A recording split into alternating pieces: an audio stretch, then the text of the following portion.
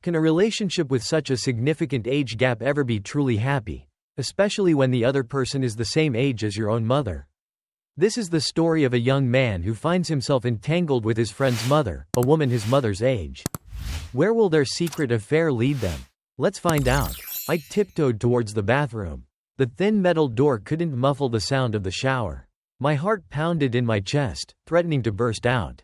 As if possessed, I felt an overwhelming urge to peek at my mom showering. I went back to my desk, but I couldn't focus. My mind was racing, and I couldn't shake off the images flashing through it. I glanced back at the bathroom. The light was still on. Why was she taking so long? Has something happened? I crept outside and quietly made my way towards the water tank. The bathroom wall was partially concealed by several tarps, put there to protect the cement from rain and sun. But the flimsy material couldn't hide the fist-sized holes that offered glimpses of light and shadow. I felt a surge of confidence. As I got closer, the sounds grew louder. It was strange. Was someone in there with her? And then it hit me. She was, with someone. It wasn't my place to interfere. I understood. My dad had been gone a long time. She was a woman in her prime. It was only natural. This all started a year ago, in the schoolyard. I was 16, sitting on a bench, my eyes glued to the girls in their flowing out-dye uniforms. Entering high school, my only source of excitement was watching those beautiful, energetic girls. Their movements accentuated by the colorful straps of their bras peeking through. I didn't have any friends, or rather, no one wanted to be friends with a poor kid like me. My dad had died when I was 3. All I remembered was that he was a loving husband and father, but luck wasn't on our side. He passed away after a traffic accident. I grew up with my mother's love and care, but also with the label of a fatherless child. "Hey, Carter, what are you doing sitting here all by yourself? What is it, country boy, admiring the ladies?" I flinched and looked around to see who had addressed me so directly. My heart sank when I saw Jake and his gang of lackeys approaching. He was the spoiled son of a wealthy family, and he loved to use his family's status to bully those he considered beneath him, particularly me. It was almost comical how fixated he was on making my life miserable. "Just taking a break," I mumbled, avoiding eye contact. Jake glared at me, his face contorting into a sneer. "Who said you could speak so casually to me? Show some respect and call me, sir, you hear me? Or do you want another beating?" "Yes, sir," I muttered, hating how weak I sounded. I quickly gathered my things and practically ran towards my classroom, leaving behind their mocking laughter and disdainful stares. I slumped into my usual desk in the back corner, silently watching my classmates chatting and laughing amongst themselves. A familiar feeling of isolation washed over me. I was an outsider in this world, a poor boy out of his element. When I took the entrance exams for high, my mom had insisted we move from the countryside to the city to give me better educational opportunities. She bought a small plot of land, built a modest house, and started growing vegetables to sell. Combined with the income from our small grocery stall, it was just enough to support us. The shrill sound of the school bell jolted me out of my thoughts. It was time to focus on my studies. Despite our financial struggles, I was determined to excel in school, if only to repay my mother for all her sacrifices. Today was the midterm exam for chemistry, my favorite subject. As usual, Jake nudged me for answers, but this time, the teacher caught me before I could even turn around. I guess he had been onto me for a while. There would be no helping Jake this time. He shot me a look of pure hatred. After school, Jake blocked my bike with his own and dragged me into a secluded alley. "You think you're so smart, huh?" he spat. "Think you can ignore me?" He punctuated each word with a punch to my face. I endured it silently. I was used to being on the receiving end of his violence. Suddenly, a voice pierced the air. "Jake Harper, what on earth do you think you're doing?" Jake froze, his face draining of color. Standing before us, her hand firmly gripping Jake's arm, was our homeroom teacher. I didn't know whether to feel relieved or terrified. "I finally caught you red-handed," she said, her voice laced with disappointment. "I've received numerous reports about you bullying Ethan." "Why, Jake?" I'm sorry, ma'am. I didn't mean anything by it," Jake stammered, his voice trembling. The teacher raised an eyebrow. Didn't mean anything by it? That's not what it looked like to me. I will be speaking to your parents about this matter this afternoon. She turned to me, her expression softening. Ethan, come with me. I'll walk you home. I walked home with my teacher, my head down in shame. She recounted the whole incident to my mother, her voice filled with concern. She was understanding of our situation and encouraged me to stay strong. Mom thanked her profusely and pulled me into a hug, her eyes welling up as she inspected the bruises on my face. Seeing her tears filled me with a deep sadness. I hated that I was the cause of her pain. Later that evening, as we were clearing the dinner table, we heard a car pull up outside. I rushed to see who it was. It was Jake, and standing beside him was a woman. I hurried to open the gate. You must be Ethan, the woman said warmly, stepping forward. I'm Olivia Harper, Jake's mother. We're here to apologize for my son's behavior towards you. May we come in and speak with your mother? Of course, ma'am. I stammered, completely caught off guard. Please, come in. She took Jake's hand and led him inside. He shot me a venomous glare as he brushed past, his face a mask of resentment. I followed them inside, my stomach in knots. Under the warm glow of the living room light, I could finally get a good look at Mrs. Harper. She was strikingly beautiful, her skin flawless and radiant. Her features were delicate and refined, her figure curvy in all the right places. She wore a cream-colored dress, black stockings, and heels that accentuated her elegant figure. Hello, she said, her voice soft and melodic. My name is Olivia, and this is my son, Jake. I came here today to apologize for what Jake has done to Ethan. We've also brought a small gift for you and your son. Hello, Olivia, my mother replied, her voice strained. I only recently heard about what happened from Ethan's homeroom teacher. To be honest, I've noticed bruises on him before, but he always insisted it was from falling off his bike. I had my suspicions, but I'm just a simple woman trying to make ends meet. I had no choice but to believe him. I'm just so worried that this will happen again. Please don't worry, Mrs. Harper assured her. I've spoken to Jake, and he understands the severity of his actions. We brought him here today to apologize to both of you. She turned to Jake. Go on, sweetie. Apologize to Mrs. Carter. Jake finally lifted his head, his gaze fixed on the floor. I saw tears glistening in his eyes.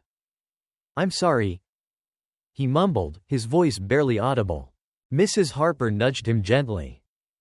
And what about Ethan? You need to apologize to him too. Jake shot me a sideways glance and muttered an apology so quiet, I thought I had imagined it. Mrs. Harper smiled at me reassuringly. And now, she continued, her voice taking on a businesslike tone, I'd like to propose something. If it's all right with you, I'd like to invite Ethan to our house. We have a tutor for Jake, and I was thinking perhaps they could study together. It would be beneficial for both of them. Ethan is a bright student, and I believe having a study partner would motivate Jake to apply himself more. What do you think? The suggestion caught me completely off guard. Tutoring was a luxury my mother could never afford, so naturally, this was a tempting offer. I saw her face brighten at the prospect. Jake, however, seemed less than thrilled. Mom, what are you talking about? You never mentioned this before. Mrs. Harper shot him a warning look that silenced him immediately. He hung his head, looking utterly defeated. It was clear he was terrified of his mother. My mom considered the offer for a moment before nodding. And so it began. Every day after school, I would ride home with Jake to his house for tutoring. I even had lunch and dinner there, which was a huge relief for my mother. It was both a generous gesture from the Harpers and a way for them to alleviate their guilt. Within a week, I had settled into a routine at the Harper mansion. Mr. Harper was a high-powered executive, constantly traveling abroad for work. I had yet to meet him. It was just me, Jake, Mrs. Harper, and Mrs. Nelson, the housekeeper. The mansion was spacious enough that I didn't have to share a room with Jake. For the first time in my life, I had a room of my own. The room was immaculate and tastefully decorated. I treasured it like a child with their first beloved toy. Mrs. Harper managed a chain of popular clothing boutiques. She had a demanding schedule, but she always made time for Jake. He seemed to be quite afraid of her, which I supposed was understandable. He wouldn't dare disobey her. Around the house, she was patient and kind. She had a good sense of humor and treated me with a surprising amount of warmth. She often sent gifts to my mother whenever I returned home. As for Jake and me, we still weren't what you'd call friends. A month passed. I had adjusted to life at the Harper mansion. Then, one afternoon, as we were returning home from school, we spotted a car parked in the driveway. A surge of excitement washed over Jake's face, and he sprinted inside. In the living room, sitting on the sofa, was a man. Mrs. Harper was nestled beside him, her arm linked with his. "Dad's home," Jake exclaimed. The man was Mr. Harper, the master of the house and Jake's father, of course. He smiled, stood up, and ruffled his son's hair. Then, his eyes settled on me. "You must be Ethan," he said.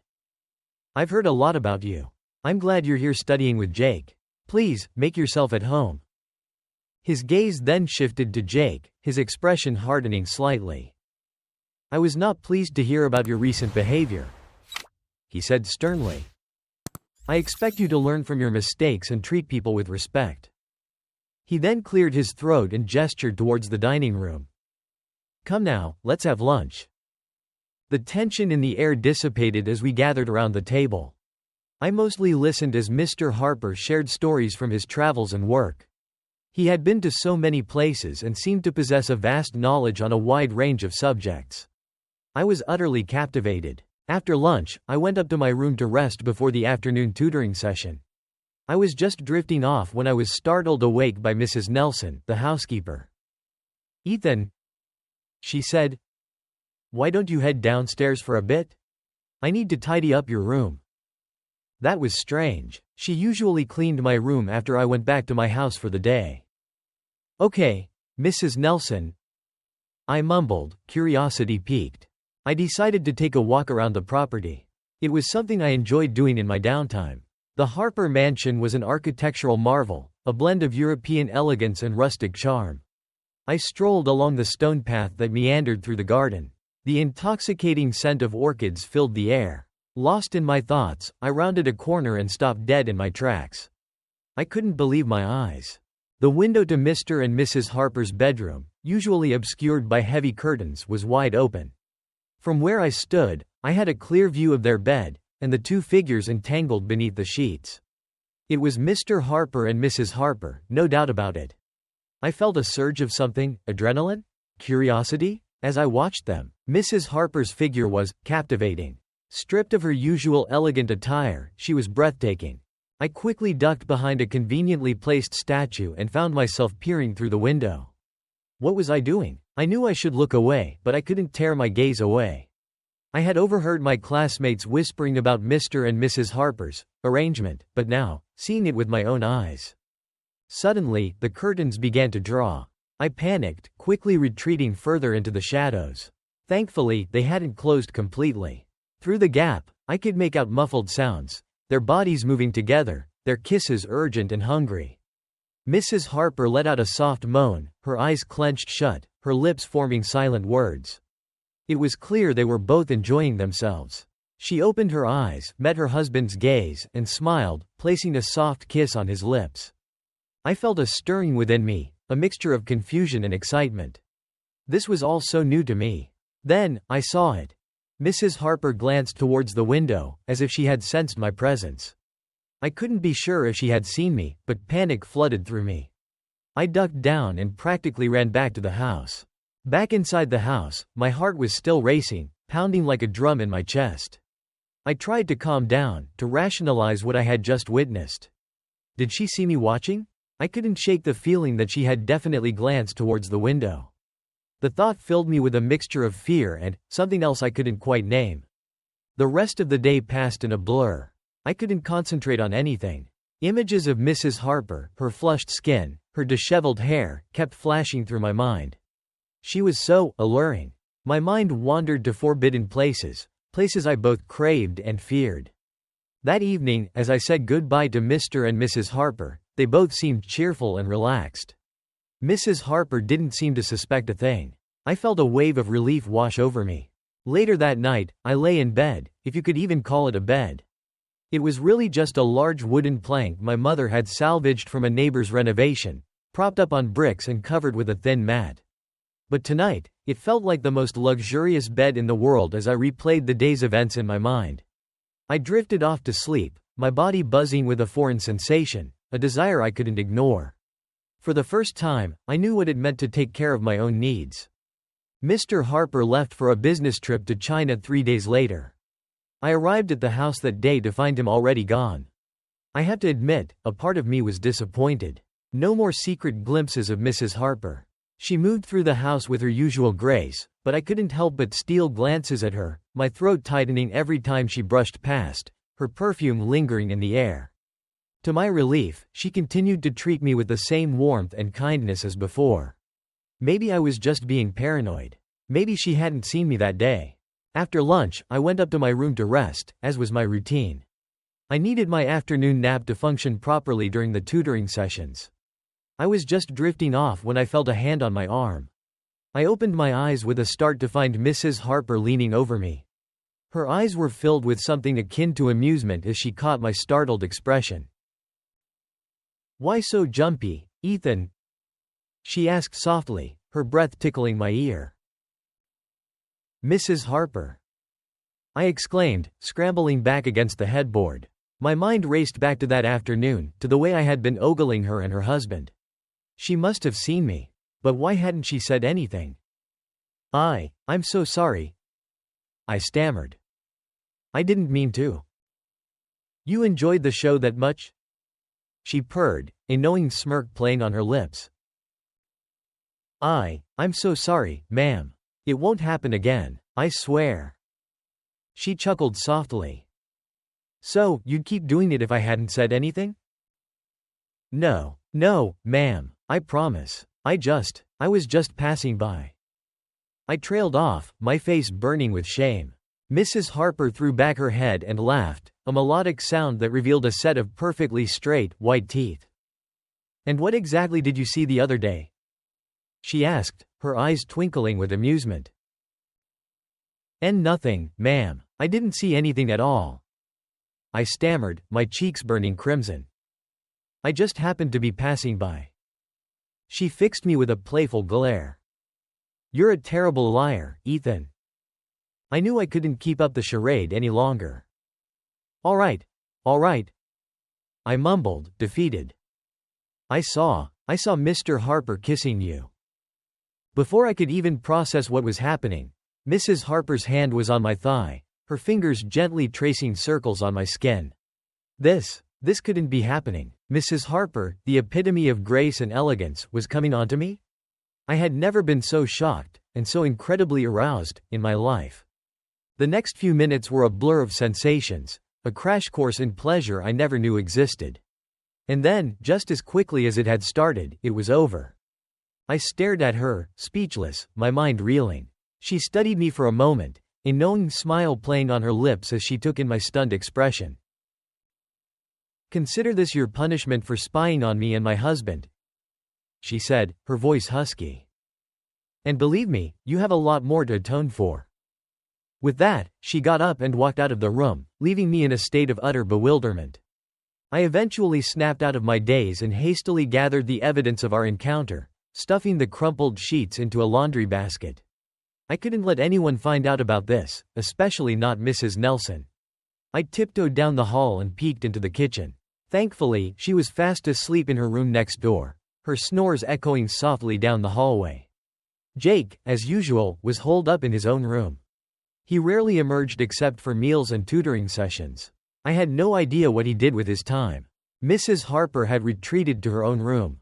I stood outside her door for a long moment, my mind racing with questions, but I couldn't summon the courage to knock. What had just happened? And what did it mean? That night, I had a vivid dream. I was standing before Mrs. Harper, and she was completely naked. I just stood there, mesmerized, tracing the lines of her exquisite body with my eyes. She was like a beautiful painting, every curve and contour a masterpiece. She looked at me and smiled, a mischievous glint in her eyes, a hint of something tender. I couldn't quite place it. All I knew was that she was utterly captivating. I woke up with a jolt, my heart racing, my sheets tangled around my legs. It had been such a realistic dream. The next day, I didn't have to go to the Harper mansion. They had a family memorial service to attend, so Jake, Mrs. Harper, and Mr. Harper were all going out of town for 3 days. I decided to stay at home and help my mother. It had been a while since I had spent any significant time with her. She was happy to have me back, even if it was just for a few days. After school, I helped her prepare the vegetables for sale, watering them and arranging them neatly in baskets. The physical labor helped to distract me from the events of the previous day. But at night, as I lay on my makeshift bed, Mrs. Harper's image haunted me. Her smile, the way her hair fell across her shoulders, the memory of her touch. I couldn't escape the flood of desire that surged through me. I was a young man, newly awakened to the complexities of adult desires, and my mind was consumed by a curiosity that both excited and terrified me. The next day, life went on as usual, but something had shifted within me. I found myself paying more attention to my own mother. She had been a beautiful woman in her youth. She had gotten pregnant with me before finishing high school, which had forced my parents into a shotgun wedding. After my father's death, she had poured all her energy into raising me alone. There had been little time for self-care. But even though life had been hard on her, she hadn't lost her inherent beauty. She had a full, womanly figure, which she usually concealed beneath loose-fitting clothing for practicality. But when she bent over or moved a certain way, I couldn't help but notice the curves of her body. I knew I shouldn't be looking at my mother this way. It felt wrong, but I was a teenage boy, my hormones raging, and it was difficult to ignore the primal urges bubbling to the surface. I tried to push those thoughts away. I loved and respected my mother. I would never do anything to disrespect her. Finally, the Harper family returned, and I resumed my routine of living and studying at their mansion. Though only 3 days had passed, it felt like 3 months. I eagerly anticipated seeing her, the one whose presence made my heart race and, well, had a similar effect on other parts of my anatomy. I was a little shaky stepping back into the house, hoping to catch a glimpse of her familiar figure. But she was nowhere to be found. Only Mrs. Nelson, the housekeeper, and a set table greeted me. Apparently, Mrs. Harper had errands to run at her clothing stores and couldn't make it back for lunch. Understandable, considering she'd been away for a few days and had a lot to catch up on. Still, I couldn't deny my disappointment. Later that afternoon, as I was about to head home, she finally appeared. Mrs. Harper looked stunning in a black blouse and khaki pants that accentuated her figure. Her fair skin seemed even brighter than usual. Spotting me about to leave, she smiled and said, "Heading home, Ethan? Come on, hop in. I'll give you a ride. You can leave your bike here. I'll pick you up with Jake tomorrow." "Oh, no need, Mrs. Harper," I replied. "It's no trouble to ride. You've been working all day, you must be exhausted. Please, go inside and rest." She chuckled softly. "Ethan, I detest when people don't listen to me," she said, a playful glint in her eyes. "Now, are you getting in the car or not?" All right.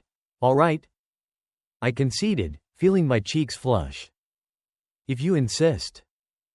Mrs. Harper grinned and opened the passenger door for me. I settled into the seat while she took the wheel and started driving towards my place. It wasn't a long distance from my house to the mansion. I could easily bike it in 15 minutes.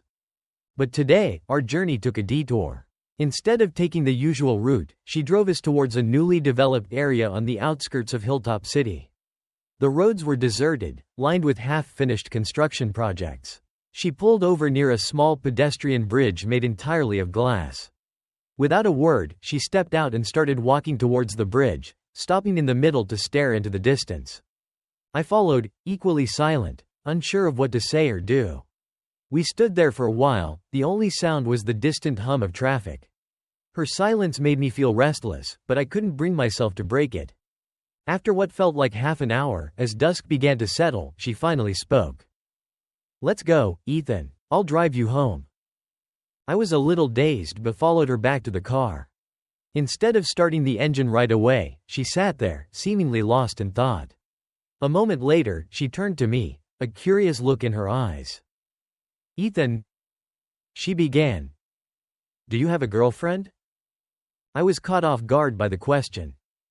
You're kidding, right, Mrs. Harper? I stammered. Someone like me? Who'd want to date someone like me? She chuckled softly. Don't put yourself down like that, Ethan, she said gently. And besides, not having a girlfriend doesn't necessarily mean you haven't kissed anyone before, right? I could feel my face heating up as I gave a small nod, quickly averting my gaze. It was true. There was this girl back in elementary school who had a bit of a crush on me. We were playing house one day, and she'd insisted on a proper wedding, complete with a kiss. It was a fleeting, innocent peck, nothing more. But it still counted, didn't it? So, Mrs. Harper continued, her voice barely a whisper. Would you like me to show you how it's really done? Before I could even process her words, she was leaning in towards me. It all happened so fast. My mind went blank. All I could register was the feel of her soft, full lips on mine, the scent of her perfume filling my senses.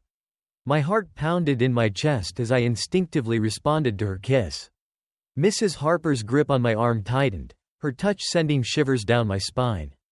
The next day, Mrs. Harper was busy with work at her stores, so I had lunch at the mansion with Jake and Mrs. Nelson. The atmosphere was strained. The silence during the meal was almost unbearable. After lunch, I went back to my room to rest. However, I wasn't alone for long. Jake barged in, shutting the door behind him. He glared at me, then jutted his chin forward. So, country boy, he sneered. When are you planning on getting out of my house? I'm sick of looking at your face. I'm only here because your mom asked me to stay, I retorted, trying to keep my voice level. I'll be out of your hair as soon as this semester is over and your grades improve. You won't have to worry about me anymore. Don't you dare talk about my mom like that, Jake snapped. I want you gone yesterday, so what are you still doing here? Without warning, he lunged at me, throwing punches. I did my best to shield myself, but I'd never been in a fight before. I had no idea how to defend myself. If I had, I wouldn't have let him walk all over me like this. What are you doing? I yelled, desperately trying to attract attention. Why are you hitting me? Help! Someone, help! I screamed as loud as I could, hoping Mrs. Nelson would hear me. But it was no use. No one came. Jake just laughed cruelly. Keep screaming, he taunted. No one's coming to save you, you pathetic mutt. His words struck a nerve. I froze, my mind reeling from the unexpected insult. Jake took advantage of my momentary hesitation and landed another blow right on my face. Then, with a final smirk, he swaggered out of the room. Tears of pain and humiliation welled up in my eyes. I wiped them away angrily and stumbled to my feet, my legs wobbly. I had my pride, even if he didn't think so. I grabbed my things and stormed out of the mansion, heading straight home. Mom was horrified to see me with a bruised and swollen eye. She was furious and wanted to march right back to the Harper mansion to give them a piece of her mind. I stopped her, reasoning that it wouldn't do any good. Besides, I still wanted to see Mrs. Harper. The next day at school, I avoided Jake like the plague. Instead of going back to the mansion with him after school, I biked straight home. Later that afternoon, Mrs. Harper arrived at my doorstep, alone. Mom was out running errands, so we were the only ones there. I ushered her inside and offered her a glass of water, my heart pounding nervously. She took a seat, her gaze lingering on my bruised cheek. She bit her lip, her eyes filled with concern. What happened, Ethan? She asked softly. Tell me everything. I can't come back to your house anymore, Mrs. Harper. I mumbled, my voice barely a whisper. Thank you for everything, but... Ethan, she interrupted, placing a hand on mine. She already knew. I found out what happened. Jake was wrong. I promise it won't happen again. I'm here to take responsibility for my son's actions. She stood and walked over to the table, taking a seat as she waited for my mom to return. Her expression was serious, a look I'd never seen on her before. It was strange. Her seriousness somehow made her even more beautiful. I caught myself staring at her, mesmerized. I could tell she knew I was looking at her, but she didn't seem to mind. When Mom finally arrived, Mrs. Harper got up to greet her. They both sat down at the table, their conversation too low for me to hear from the other room, where Mom had shooed me off to. I couldn't help but feel a burning curiosity about what they were discussing. A while later, Mom called me back in. As I entered the room, I noticed a rosy blush on her cheeks and a glimmer of happiness in her eyes. She came over, took my hand, and led me towards Mrs. Harper. "Ethan is my only child," Mom stated, her voice firm. "I won't stand for him being mistreated or hurt. I'm trusting you to keep your word, Olivia. I believe in you." Then, she turned to me, gently brushing a stray strand of hair off my forehead. "It was just a misunderstanding, sweetheart," she said reassuringly. "Try to forgive and forget, okay? You can go back with Mrs. Harper tomorrow and continue studying with Jake. Let's put this all behind us." I was stunned. I couldn't fathom how Mrs. Harper had managed to convince Mom so easily. I glanced at her, and her eyes met mine, filled with hope and expectation. I couldn't find it in me to refuse. I nodded silently and retreated back to my room, my mind still reeling from the unexpected turn of events. How could this be happening? I thought to myself. The whole situation felt surreal, like something out of a bizarre dream. The next morning, I returned to the Harper mansion, bracing myself for the awkwardness of facing Jake again. To my surprise, he apologized, even promising not to bother me again. Having Mrs. Harper vouch for me definitely helped. Lunch that day was much less tense, with Mrs. Harper joining us at the table. The usual awkward silence had been replaced by light conversation and laughter. Afterwards, everyone went back to their rooms. I, however, had other plans. Call me petty, but I wanted payback for all the times Jake had tormented me. And with Mrs. Harper on my side, there was no way I was letting this opportunity slip away. My plan was simple. I'd use some leftover amaranth leaves from the garden, crush them up with a bit of cooking oil, and smear the concoction on the floor in front of Jake's room. That should make for an interesting and very slippery surprise. As I tiptoed down to the kitchen to gather my supplies, I thought to myself, wow, I'm actually evil. I paused outside Jake's room, listening closely. Silence. He must be asleep. I crept down the stairs towards the kitchen, grabbing a mortar and pestle for the leaves and a bottle of oil from the pantry. As I passed Mrs. Nelson's room, I heard muffled voices. Strange. The house was eerily quiet, making the whispering even more apparent. Curiosity got the better of me, and I cautiously pressed my ear against the door, trying to make out what they were saying. "That country bumpkin is finally gone. I don't understand why she brought him back here. It's beyond me." My heart skipped a beat. It was Jake's voice, but who was she talking to? "Well, I'm sure Olivia is just looking out for your education. Your grades have been slipping ever since you started high school. Any parent would be worried." That was definitely Mrs. Nelson's voice. I strained to hear more. What were they talking about? "But I don't like him lurking around the house," Mrs. Nelson hissed. "I thought he was gone for good yesterday, so I cleaned his room spotless, ready to move my things closer to yours. Imagine my surprise when he came back." "Don't worry, baby," Jake chuckled. "I'll figure out a way to get rid of him for good. That room will be our love nest soon enough."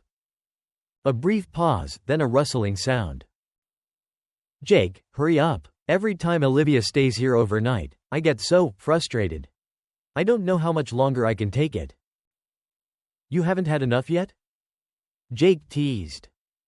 "You're insatiable. Don't worry, baby, I'm coming down to make it up to you. You like that, don't you?" "Oh, Jake, you're amazing. See? This is why I can't get enough of you. You're so much more mature than those other boys." I couldn't believe my ears. Jake was secretly hooking up with Mrs. Nelson? She's the one he's calling baby? To be fair, I supposed Mrs. Nelson wasn't that old, maybe 45 or 46. She was a little on the short side, but her figure more than made up for it in all the right places. And those knowing eyes. A wave of nausea washed over me as I listened to the sounds of their encounter. I couldn't handle it anymore. I had to get out of there. I crept back upstairs, heart pounding, and shut myself in my room. I needed a moment to process what I just witnessed. 20 minutes later, I heard footsteps on the staircase. Peeking out the door, I saw Jake sauntering back to his room, a smug smile plastered on his face. That night, I'd tossed and turned in bed, the sounds of their encounter replaying in my mind. My planned revenge prank suddenly seemed childish and pointless. What am I doing? I thought to myself. I felt oddly guilty, although I couldn't pinpoint why. I decided to keep what I'd overheard to myself. Some things are better left buried. The next day, Jake stayed home from school, claiming to be sick. Mrs. Harper came to pick me up for school. I rode in silence, my thoughts still swirling from the previous night's events. As we were driving, she suddenly pulled over to the side of the road and unbuckled her seatbelt. Before I knew what was happening, she was on me, kissing me with the desperation of a starving woman who just found a 5-star buffet. I froze, completely caught off guard. She didn't seem to care, though. Without a word, she pulled me out of the car and led me toward a large tree growing by the side of the road. The dense foliage behind it provided a secluded hiding place. "Don't worry," she murmured, her voice husky with desire. "No one will see us here." Before I could protest, her lips were on mine again, her kiss intoxicating. It was like the world around us ceased to exist. There was only the taste of her, the feel of her, the scent of her perfume. When it was over, she leaned back, her breathing ragged. "You have no idea," she whispered, her fingers tracing the line of my jaw. "Your scent, it's intoxicating. So much better than the stench of stale beer and cigarettes." She gazed at me, a hint of longing in her eyes. "Come with me today, Ethan," she whispered. I nodded eagerly, my mind emptied of all rational thought. All I cared about was being near her. Wherever she went, I would follow. Mrs. Harper smiled and quickly got back in the car. She drove us away from the main road, down a series of narrow, winding lanes. We were well outside of Hilltop City now, surrounded by farmland and the occasional abandoned building. Finally, she turned into the parking lot of a discreet-looking motel. It was surprisingly upscale for such a remote location. She pulled out 2 masks from the glove compartment, one for her, one for me, and instructed me to put mine on. Once we were both masked, I followed her inside. As we approached the front desk, I noticed that almost all the other guests were wearing masks, too, each one more elaborate than the last. After checking in, we made our way to our room. It was lavishly decorated, with a king-size bed, a plush velvet chaise longue shaped like an S. I'd later learn it was called a love seat, and a spacious walk-in closet. I opened the closet door to find it filled with an array of costumes, sexy maid outfits, skimpy flight attendant uniforms, and a dizzying selection of lingerie. A few minutes later, Mrs. Harper emerged from the bathroom, clad only in a towel. I was still admiring the room's decor when her soft laughter made me turn around. "Go on, Ethan, you should freshen up too," she said, amusement twinkling in her eyes. "Oh, I'm okay," I mumbled, flustered. I'd already showered before school. She simply nodded and walked towards the bed, sitting down gracefully. I suddenly felt very aware of my own awkwardness, my teenage clumsiness amplified tenfold in her presence. Her lips curved into a slow, sultry smile, the most genuine smile I'd ever seen from her. My heart skipped a beat, my cheeks warming under her gaze. "Why are you doing this?"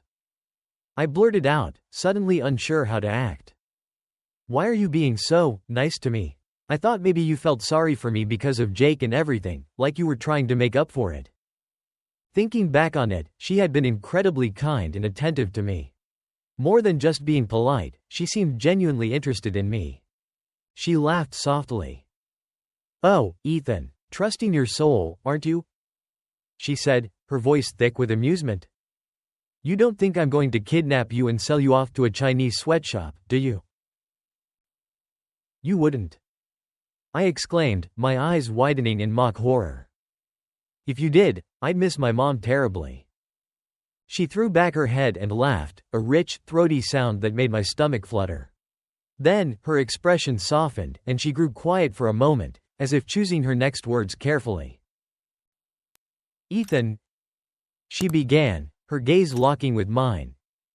You remind me so much of someone, an old flame of mine. And I'm not talking about a slight resemblance. I mean, you could be his younger double." My jaw dropped. "You're kidding, right? Like, identical twin levels of resemblance?" A sad smile touched her lips.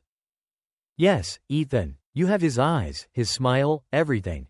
I know this might sound strange, but it's like looking at a ghost." She went on to tell me about her first love. They'd met when she was just a high school senior, and he was a charming college student known for his musical talents. They fell deeply in love, but their happiness was short-lived. He was sent to Washington for 2 years of compulsory political training, leaving her behind to wait for his return. "I waited for him, Ethan. I really did," she whispered, her voice cracking with emotion. "But fate, it seemed, had other plans. While he was away, her family arranged for her to marry another man, Mr. Harper.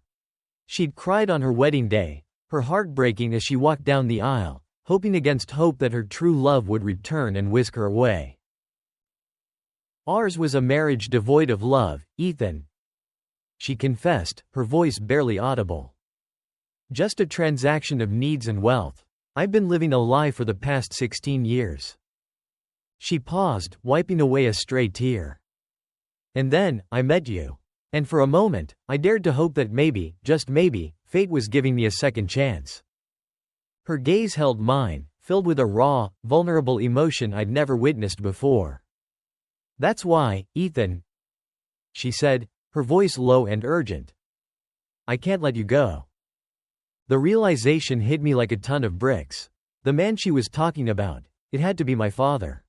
He was a university student, too, before pursuing a career in politics. That's how he'd met my mother, at his assigned work unit. They'd fallen in love, married, and the rest, as they say, was history. All this time, I'd been unknowingly enjoying the fruits of my father's labor. I felt a pang of guilt, wondering if I should visit his grave and offer him some incense as a way of thanking him. Looking at Mrs. Harper, I felt a surge of protectiveness. "Let me take care of you," I whispered, my voice thick with emotion. "Let me be the one you've been waiting for."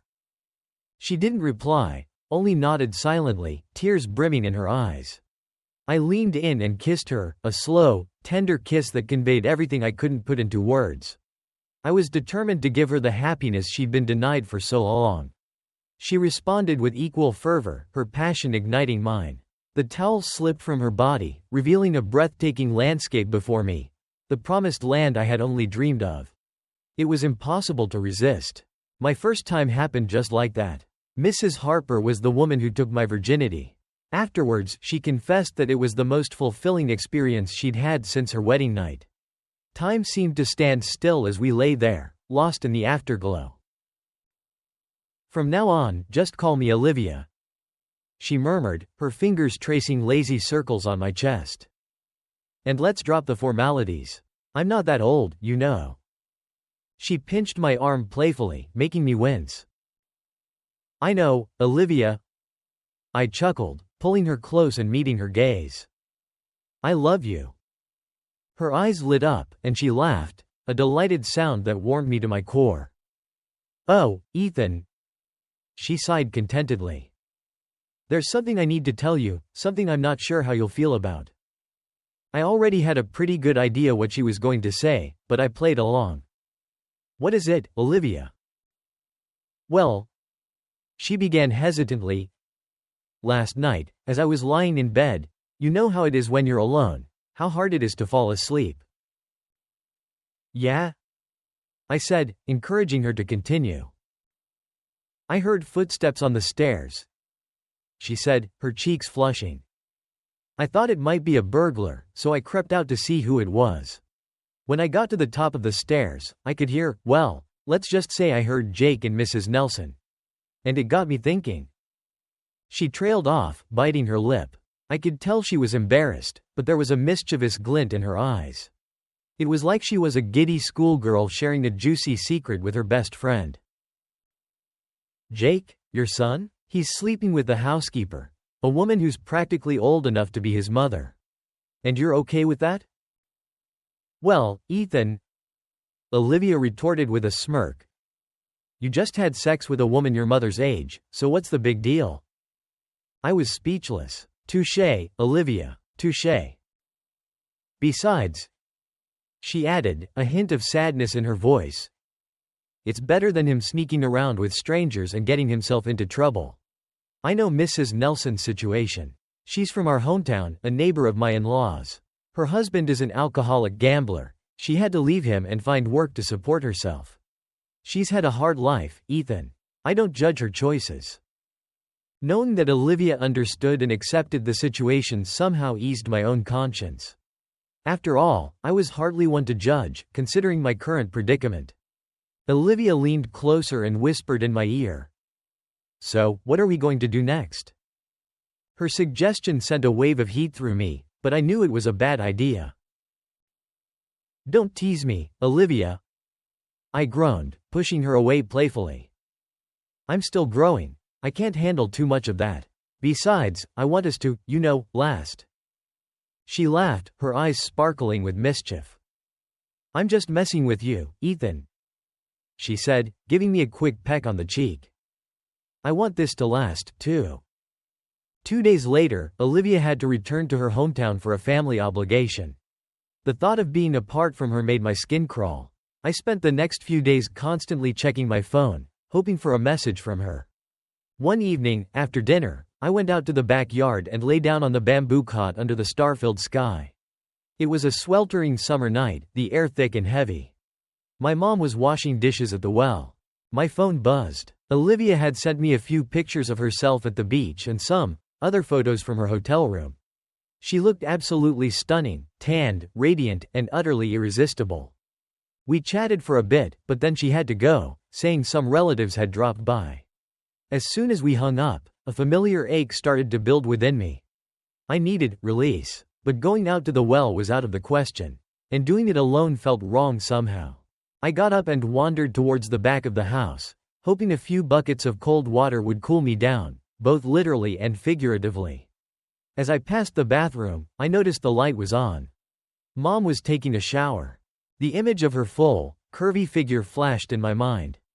Despite her hardships, she'd managed to maintain a healthy, attractive physique. I guess years of farm work will do that. She came from a well-off family, but she'd given up everything to be with my father. Deep down, I knew she still had that spoiled princess streak in her. My heart started to race as I tiptoed closer to the bathroom. I could hear the sound of the shower through the thin metal door, and a strange urge came over me. I wanted to see her. No, stop it, Ethan. I scolded myself, shaking my head as if to dispel the inappropriate thoughts. What the hell are you thinking? You're acting like an animal in heat. This is your mother. I hurried back inside and gulped down a glass of water, trying to regain my composure. I sat down at my desk, determined to focus on my studies, but it was no use. Olivia's image filled my mind, driving all other thoughts away. I glanced at the bathroom again. The light was still on. Why is she taking so long? I wondered, a knot of anxiety forming in my stomach. What if something happened? I cautiously crept outside again and made my way towards the well, circling around the back of the bathroom. A few tarps had been strung up to protect the exposed cement walls from rain and sun, but there were still gaps and holes large enough to peek through. The contrast between the bright bathroom light and the darkness outside gave me a sense of boldness, a feeling of being invisible. The closer I got, the more distinct the sounds became. Oh, yes? Yes? Harder. I'm coming. I froze, my blood turning to ice. Someone's in there with her. I hesitated, torn between curiosity and a sense of propriety. It wasn't my place to interfere. Dad had been gone for years, Mom was a woman in her prime. Who was I to judge her needs? I carefully pulled back a corner of the tarp and peeked through the gap. My heart sank. There was no man. It was just Mom, pleasuring herself, her lips whispering someone's name. I stood there for a while, watching her, mesmerized. Then, as if possessed by some unseen force, I lunged forward, crashing into the flimsy barrier. The tarps collapsed, sending me sprawling onto the bathroom floor. Ethan, what are you doing? Mom shrieked, grabbing a towel to cover herself. I couldn't speak, my mind a jumbled mess of shock and shame. I scrambled to my feet and bolted back into the house, my face burning with embarrassment. That night, we didn't speak a word to each other. She kept stealing glances at me, her eyes filled with a mixture of anger and disappointment. I was consumed by guilt and regret. I shouldn't have spied on her, I thought miserably. This is all my fault. As the initial shock wore off, a new wave of fear washed over me. I was terrified of her anger, terrified that she would never forgive me. I hated myself for what I'd done. How could I be so stupid? So disrespectful? I berated myself. I'm a monster. Tears streamed down my face, hot and silent. I didn't want her to hear me crying, so I choked back the sobs, burying my face in my pillow. Eventually, exhaustion overtook me, and I drifted off to sleep. It was a heavy, dreamless sleep, the kind that leaves you feeling more drained than refreshed. The next morning, I woke up feeling like a zombie. All I could think about was my transgression. Mom wasn't her usual cheerful self. She stayed in bed later than usual, and by the time I left for school, she was still lying there, her face pale and drawn. I dreaded facing her again, unsure how to even begin to repair the damage I'd caused. The hours dragged on, each one an agonizing reminder of my betrayal. That afternoon, I biked home, my heart heavy with dread. As I'd feared, the atmosphere in the house was thick with tension. Mom barely acknowledged my presence. We ate dinner in silence, and she went straight to bed afterwards, without her usual good-night kiss or words of encouragement. I followed suit, retreating to my room, the weight of her silence suffocating me. The next few days were a blur of strained silences and awkward encounters. Mom remained distant, only speaking when absolutely necessary, a curt instruction to take a shower, a reminder to come eat dinner. Each day felt heavier than the last, the chasm between us widening. I wanted to apologize, to beg for her forgiveness, but the words wouldn't come. I felt like a drowning man, struggling to stay afloat amidst a sea of guilt and shame. My misery didn't go unnoticed by Olivia. One afternoon, as I was dozing off in my room, exhaustion had made it difficult to sleep soundly these days. I felt a gentle hand on my shoulder. I jolted awake to find Olivia sitting beside me, looking radiant in a pink off-the-shoulder nightgown. She gave me a warm, knowing smile. "Ethan, what's wrong?" she asked softly. "You seem so lost." It was like a dam had burst inside me. I collapsed into her arms, burying my face in the soft fabric of her nightgown, the scent of her perfume a comforting presence. My cheeks burned with shame, and tears welled up in my eyes. "Olivia," I choked out. "What if I told you I accidentally walked in on my mom, while she was—" I couldn't even bring myself to finish the sentence. Her expression softened, and she tilted my chin up so she could look into my eyes. "What happened, Ethan? Tell me everything." And so I did. I told her about my foolish curiosity, about the shame and guilt that had been eating away at me ever since that night. I told her about Mom's silence, her icy demeanor, the suffocating tension that had permeated our home. Olivia listened patiently, her hand resting gently on my back, offering silent comfort. When I finished, she was quiet for a moment, her brow furrowed in thought. "Ethan," she finally said, "if being at home is too difficult right now, why don't you come stay with us for a while?" I stared at her, my mind reeling. That was impossible. How could I possibly move into the Harper mansion? "Olivia," I protested, "that's not possible. What about Jake? And what about your husband?" She gave me a reassuring smile, her eyes filled with a steely determination. "Don't worry about any of that, Ethan. If you want to come, I'll make it happen. I'm Jake's mother, I can handle him." I hesitated, torn between my desire to escape my current misery and the fear of further complicating things. But what if it actually works? I thought to myself. Maybe a change of scenery is exactly what I need. I nodded slowly. "Okay, Olivia, I'll come." She leaned in and kissed me, a soft, sweet kiss that promised hope and comfort. Then, she got up and left the room, leaving me alone with my chaotic thoughts. That evening, Olivia drove me home. She wanted to talk to Mom about me staying at the Harper mansion. When we arrived, Mom was sitting at our makeshift grocery stand, watching TV. She'd set up a small TV there so she could watch her shows while tending to customers. She smiled as we approached. "Hello, Olivia," she said, then glanced at me briefly, her expression unreadable. They both sat down to talk, and I hovered nearby, trying to catch snippets of their conversation. "Hi, Mrs. Carter," Olivia said warmly. "How are you doing? The reason I'm here is to discuss something important. You see, final exams are coming up, and Jake, well, he's not exactly taking his studies seriously. He needs a little extra motivation." Olivia paused, her smile turning conspiratorial. "So I was hoping that perhaps Ethan could stay with us for a while? They could study together, keep each other on track. I promise I'll take good care of him as if he were my own. Would that be all right with you?" I was amazed at how effortlessly she'd managed to come up with such a convincing excuse. Mom hesitated, then looked at me, her eyes filled with a complex mix of emotions, sadness, reproach, and a hint of resignation. I couldn't bear to meet her gaze, so I turned away, my chest tightening with a painful mixture of guilt and relief. She sighed, then said, "All right, Olivia. I trust you to look after him. Ethan, you be good and study hard, okay? Don't give Mrs. Harper any trouble." "Don't worry, Mrs. Carter," Olivia said with a reassuring smile.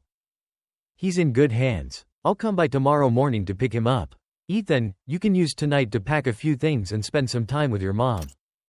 She winked at me, her eyes twinkling mischievously. After Olivia left, Mom gave me a long list of instructions and advice for living at someone else's house. I listened quietly, my heart aching with a strange mix of anticipation and regret.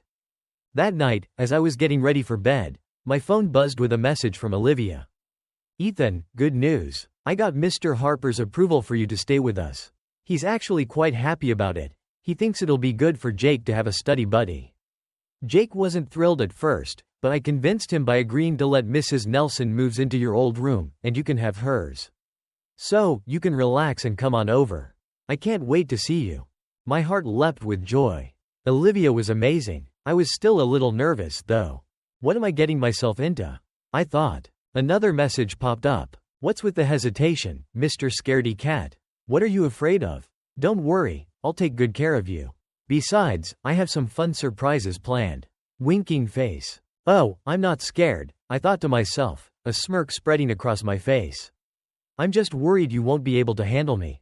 I chuckled softly and switched off my phone, eager for morning to arrive. Olivia arrived early the next day to pick me up. I didn't have much to pack, just a few clothes and some personal belongings.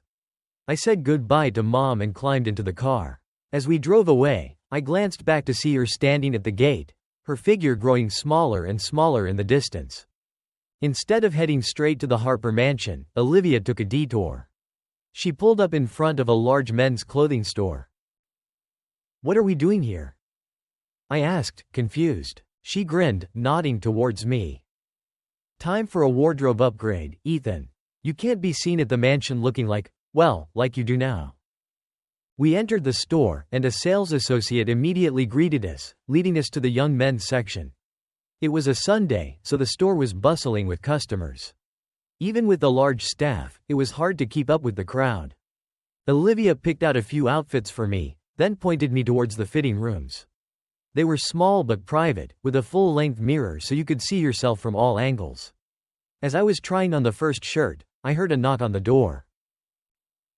"Ethan?" It was Olivia's voice. "Open up. I have a few more things for you to try on." I opened the door, and she slipped inside, clutching a handful of boxer briefs. She closed the door behind her and leaned against it, her eyes dancing with amusement. Before I could react, she whispered, "Quiet. There are people everywhere out there. One wrong move, and we're both dead." She handed me the underwear and gestured for me to try them on. I hesitated, feeling my cheeks burning with embarrassment, but I eventually complied. It wasn't like she hadn't already seen everything. I quickly changed, then looked at her expectantly. She clapped her hands together, her face lit up with approval. She motioned for me to try on the other two pairs. As I was changing into the second pair, I froze. To my surprise, Olivia was on her knees, her lips wrapped around, well, you get the picture. She was like a lioness in heat, and I was her helpless prey. I hadn't realized how high her libido was.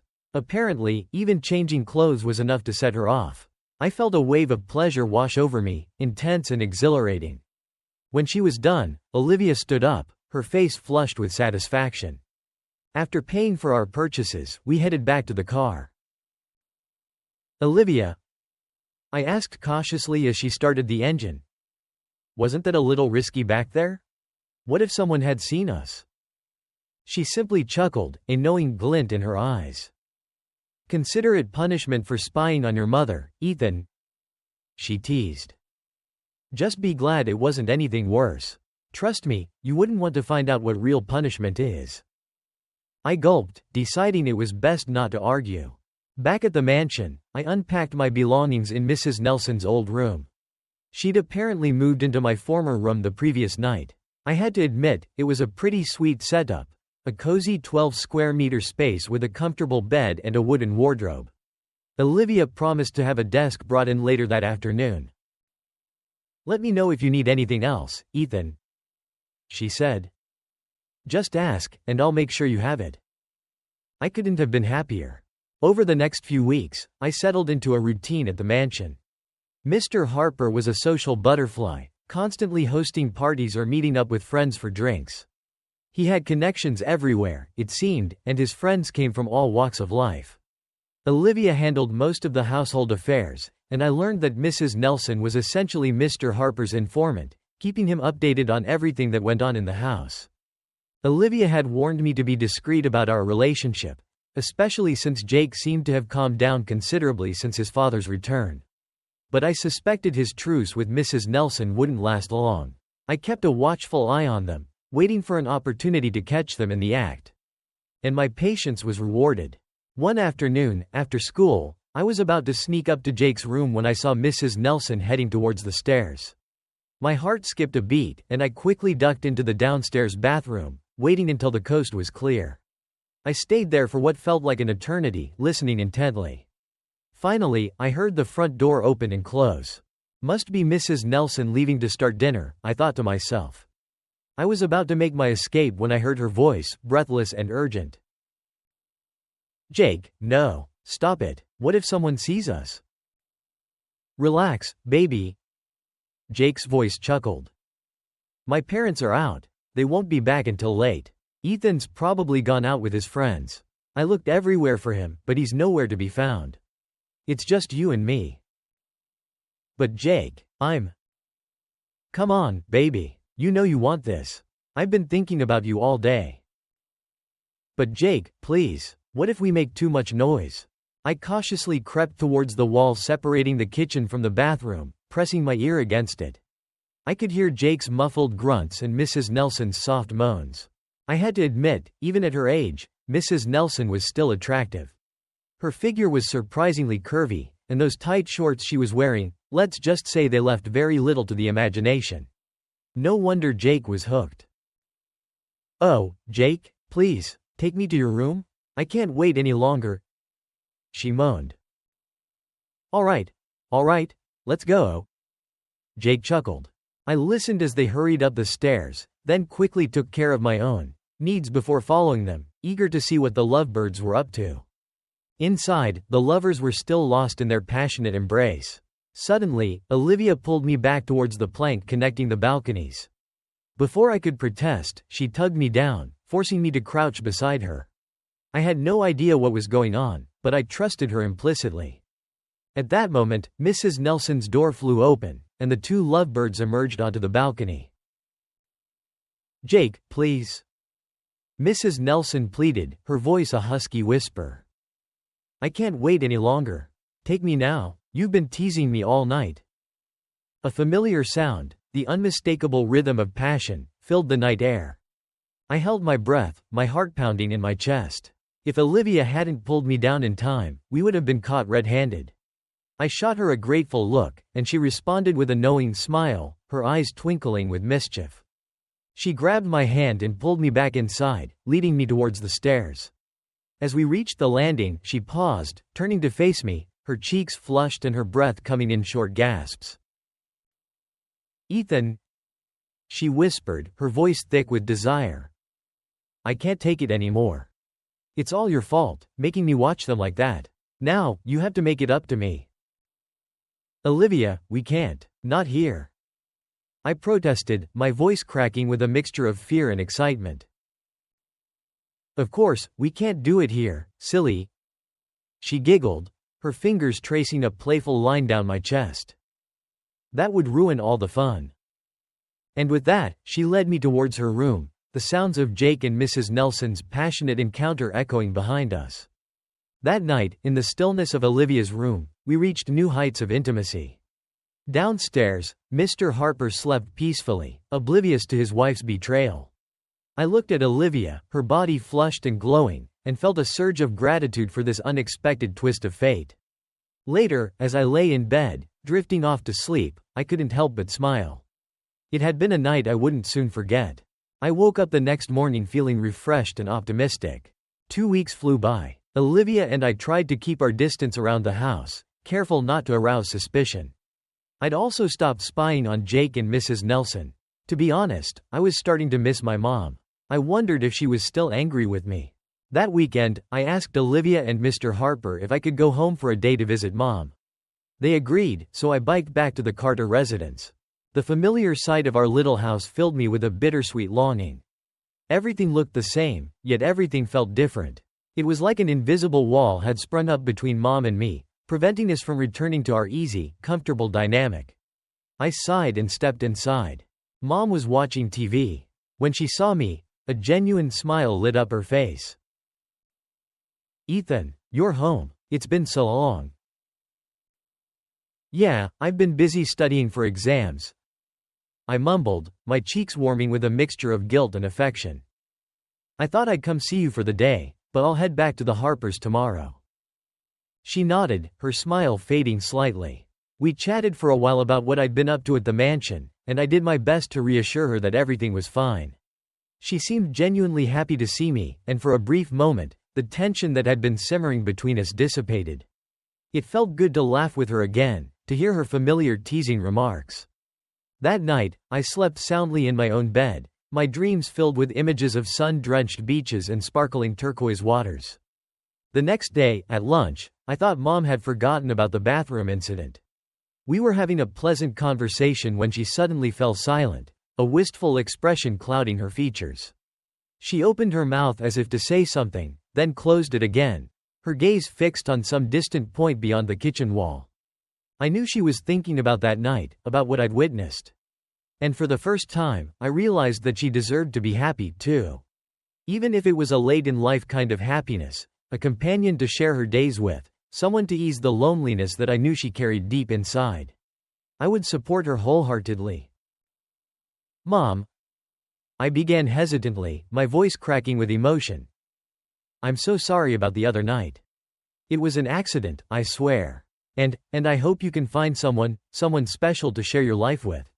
I wouldn't mind, you know? I just want you to be happy." I stumbled over the words, unsure how to express the jumble of emotions churning inside me. My words had the unintended effect of making her cry. I was terrible at comforting people, but I went to her, pulling her into a hug. "Mom, please don't cry. It's my fault. I'm so sorry, please don't cry." But my words were useless. She sobbed uncontrollably, her tears soaking through my shirt. I held her tightly, my own throat tightening with a painful mix of guilt and helplessness. Finally, after what felt like an eternity, her tears subsided, leaving only soft sniffles. We sat there in silence, the air thick with unspoken emotions. I knew I had to break this cycle of pain and silence, to bridge the gap that had grown between us. "Mom, you've taken care of me for 16 years," I said, my voice trembling. "Now, it's my turn to take care of you. You're the most amazing person in my life. I love you so much. You've been through so much, Mom. You've had to sacrifice so much, even your own needs, to raise me. I'm an adult now. Let me take care of you. I'll do whatever it takes to make you happy. I promise." She was quiet for a moment, her hand gripping mine tightly. I could tell she was struggling with something, a battle raging within her. This was my chance. If I didn't push forward now, I feared we'd never be able to regain the closeness we'd once shared. "Ethan," she whispered, her voice choked with emotion. "You're almost a senior in high school now. All I want is for you to grow up to be a good man. You don't have to worry about me. I've learned to live with my own burdens. I know, Mom, but if you found someone you felt good about, I'd be happy for you, I really would. Remember that night at the well? You were calling out someone's name. She blushed furiously. Ethan, you have such a dirty mind. It was nothing, just silly fantasies. Who was it, Mom? Someone from around here? I pressed gently. It was Mr. Miller. She confessed, her voice barely audible. You know, Mr. Miller? The town council president? The one whose wife passed away last year? The Millers, who lived down the road.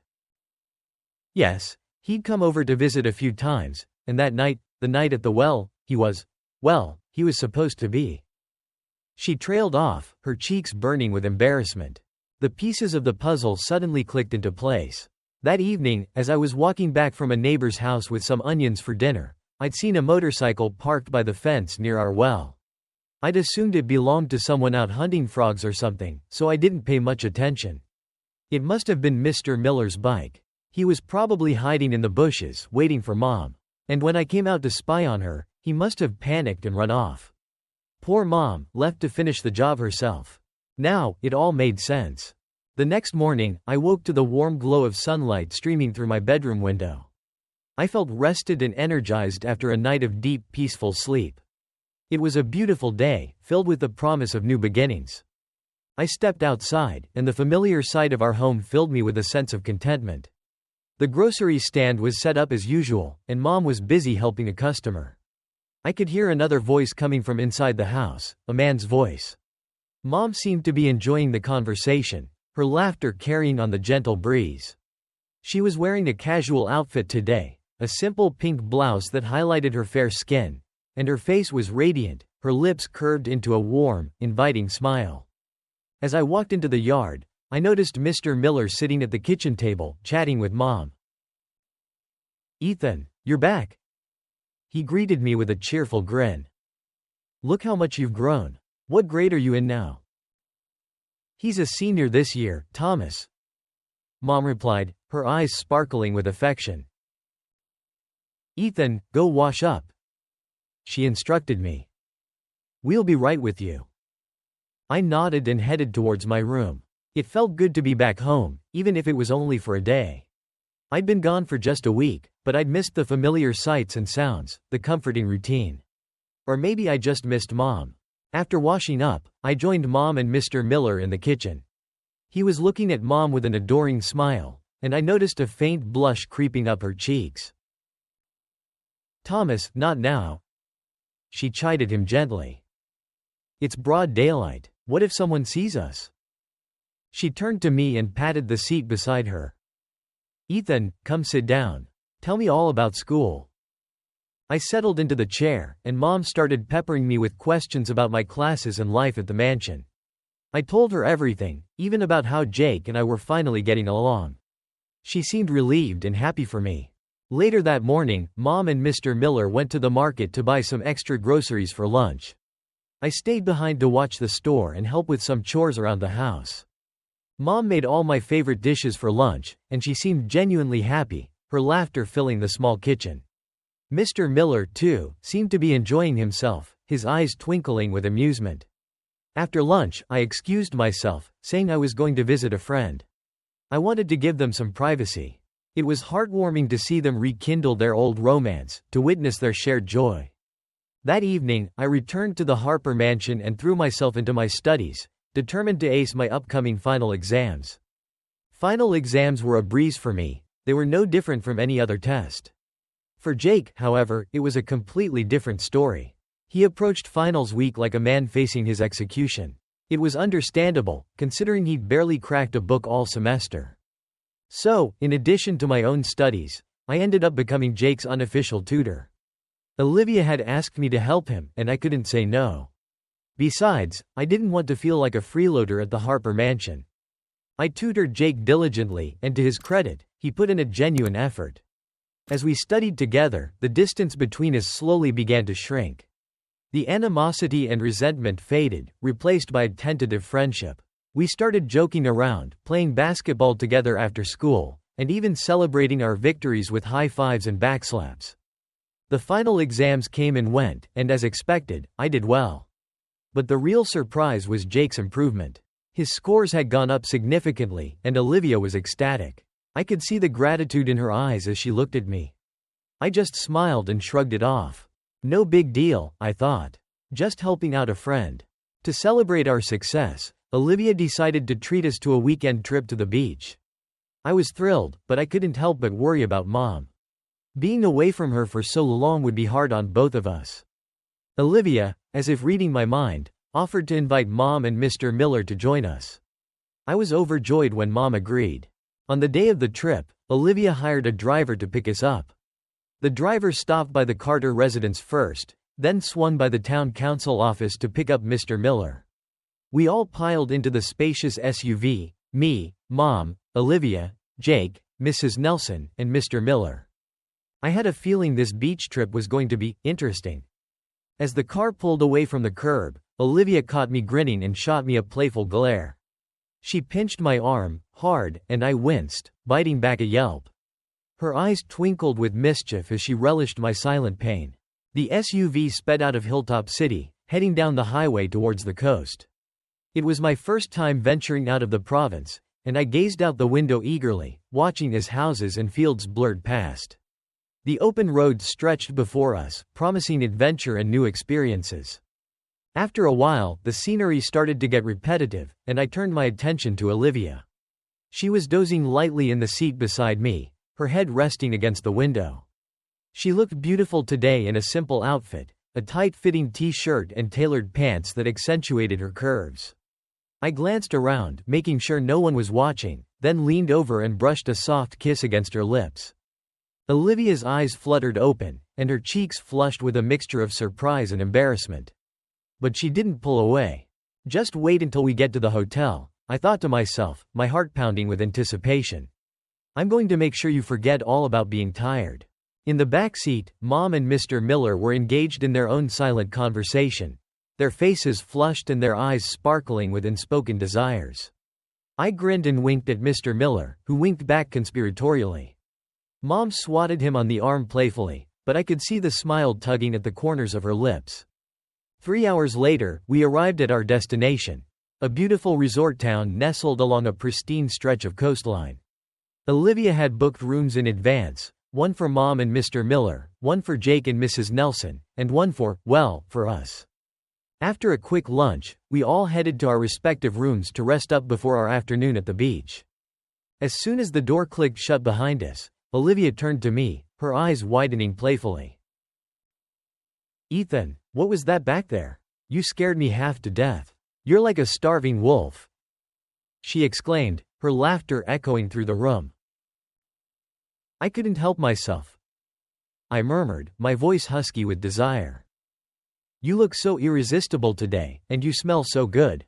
I wanted to devour you right there." She blushed and turned away, but I could see the smile playing on her lips. "Go take a shower, Ethan," she said, pushing me towards the bathroom. "I need to freshen up, too.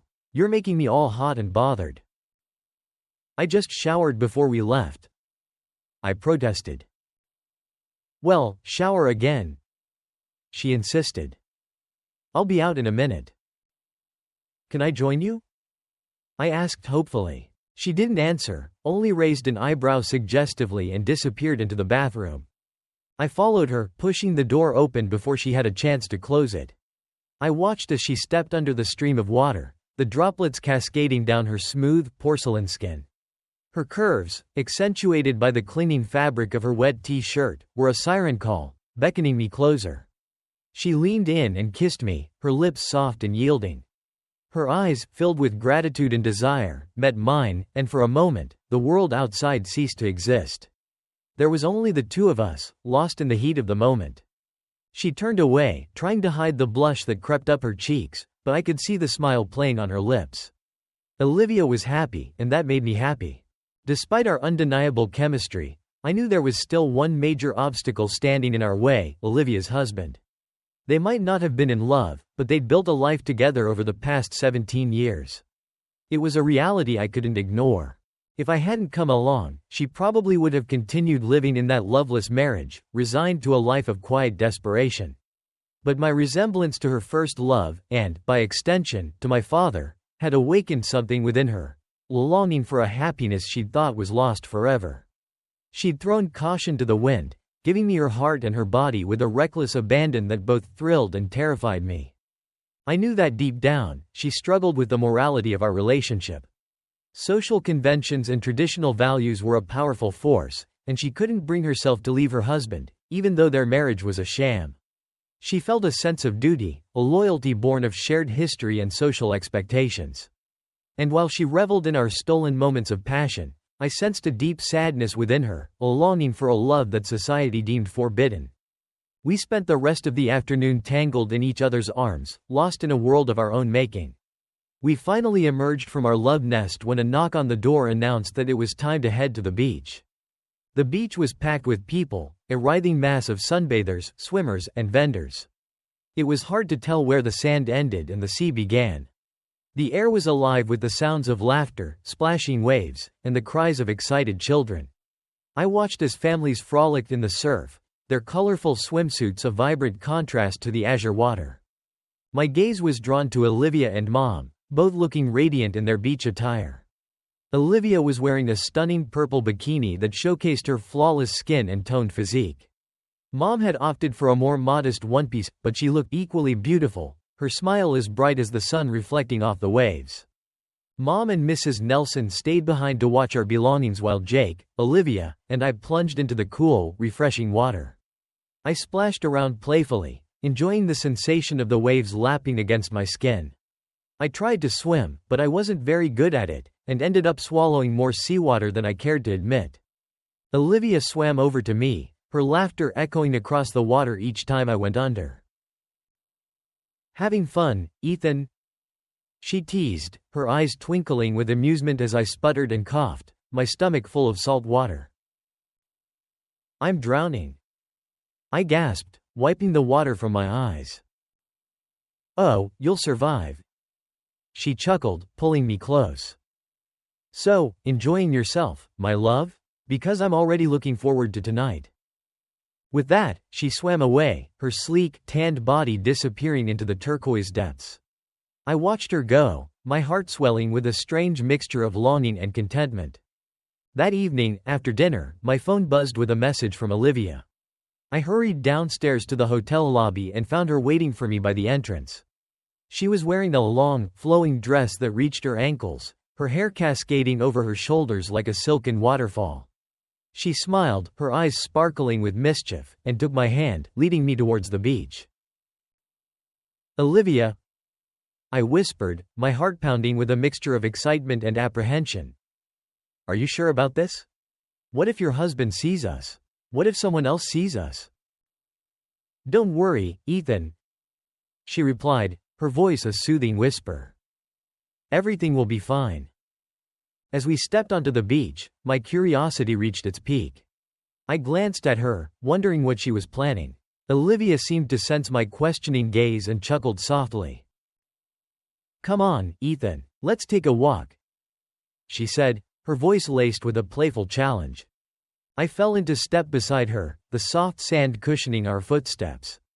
A gentle breeze ruffled her hair, carrying the scent of her perfume towards me, intoxicating and alluring. We strolled along the shoreline, hand in hand, the rhythmic crash of the waves a soothing soundtrack to our silent communion. The beach was deserted at this late hour, illuminated only by the soft glow of distant streetlights. Olivia stopped abruptly, as if struck by a sudden thought. She turned to face me, her eyes searching mine. "Ethan," she whispered, her voice thick with emotion. "I love you. And I'm going to do whatever it takes to be with you. I'm going to leave him." She pulled me into a tight embrace, her body warm and yielding against mine. A wave of dizziness washed over me, a heady mix of desire and disbelief. I kissed her, my heart pounding against my ribs. The kiss deepened, our tongues tangling, our bodies pressing closer, desperate for more. When we finally broke apart, she looked into my eyes, her expression intense and vulnerable. "Ethan," she whispered, her voice husky with emotion. Do you love me? At that moment, there was only one possible answer. Yes, Olivia, I replied, my voice firm and unwavering. I love you. Her face lit up with a radiant smile, the most beautiful smile I'd ever seen. Then promise me, Ethan, she said, her fingers tracing a delicate line down my cheek. Promise me that you'll never love anyone else. The last vestiges of my resistance crumbled. I felt like a man on the verge of drowning, desperate for a lifeline, willing to cling to anything that offered salvation. I promise, Olivia, I whispered, my voice hoarse with emotion. I'll only ever love you. Olivia's smile widened, and I could feel the joy radiating from her, a palpable warmth that enveloped us both.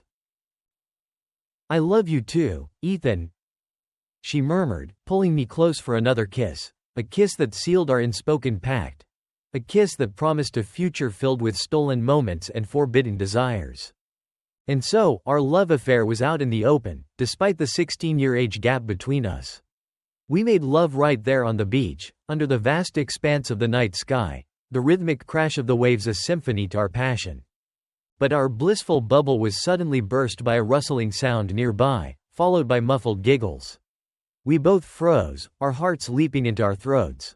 I quickly pulled away from Olivia and whipped around to see who was there. Hidden in the shadows behind a cluster of sea grapes, 3 figures were crouched low, peering at us through the darkness. They must have been watching us the whole time. We scrambled to our feet, clumsily pulling our clothes back on. The figures emerged from their hiding place, their laughter echoing across the deserted beach as they watched us struggle to regain our composure.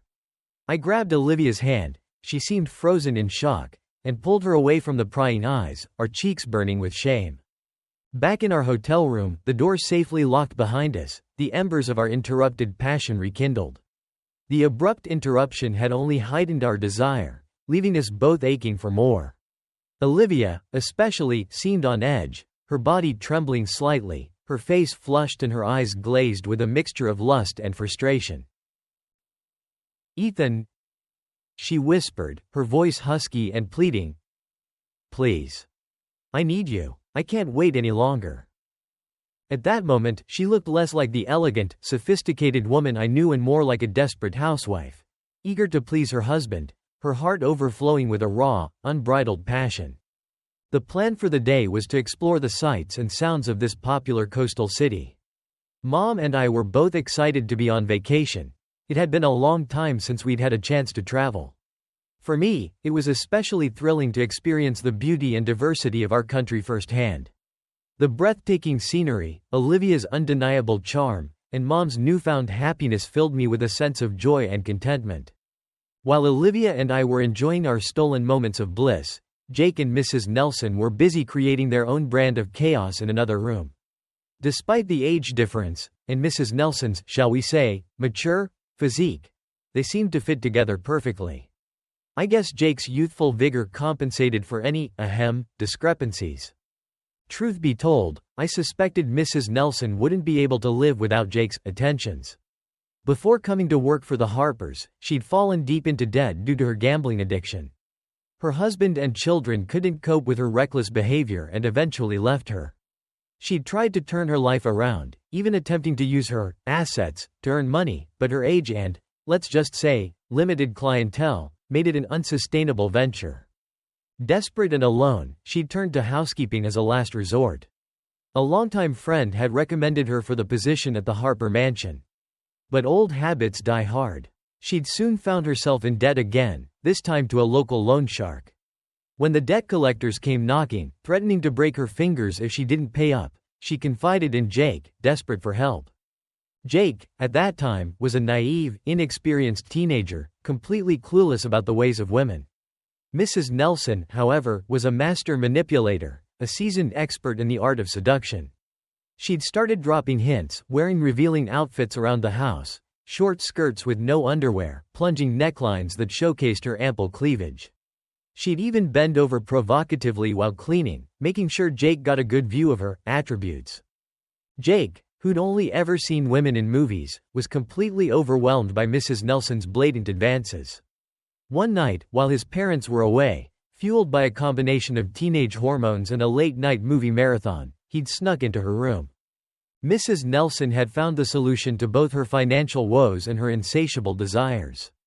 From that point on, they carried on their clandestine affair, stealing moments whenever they could. A quickie in the laundry room. A passionate encounter in the darkened living room while Mr. Harper was out for a business dinner.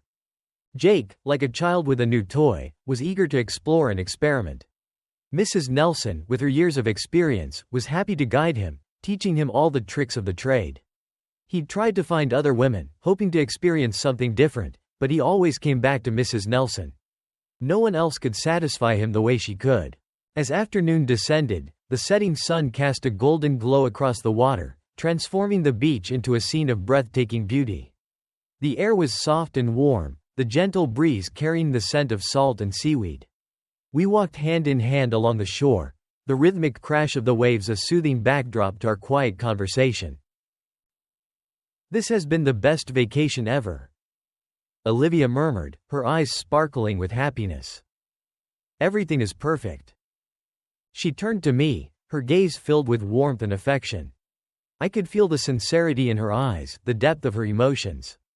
Her smile, her touch, her very presence filled me with a longing that was both exhilarating and terrifying. Unable to resist any longer, I pulled her towards a secluded spot behind a cluster of dunes, hoping to find a moment of privacy amidst the bustling beach crowd. But even in this popular tourist destination, it seemed there was no escape from prying eyes. We reluctantly returned to the hotel, our desire unfulfilled. That beach trip brought us closer than ever before. We understood each other on a deeper level, our bond strengthened by shared experiences and unspoken desires. Back home, Mom and Mr. Miller were growing bolder in their affection, their relationship blossoming into something more permanent. I had a feeling wedding bells were in their near future. I was happy for Mom. She deserved to find happiness in her later years. As for me, I couldn't deny my feelings for Olivia. I knew it was unconventional, a love that defied social norms and expectations. Perhaps it was just a youthful infatuation, a fleeting crush fueled by my resemblance to her lost love. Maybe I was drawn to her out of a subconscious desire to care for her, to fill the void left by my father. I didn't have all the answers, and honestly, I wasn't sure I wanted to analyze it too deeply. All I knew was that I loved her, and for now, that was enough. I decided to wait, to let our relationship unfold naturally. Once I graduated from university and established a career, I would return to Hilltop City and make our relationship public. Until then, we would have to keep our love a secret, a treasure hidden from the prying eyes of a judgmental world. Thank you for listening to my story. Until next time, farewell.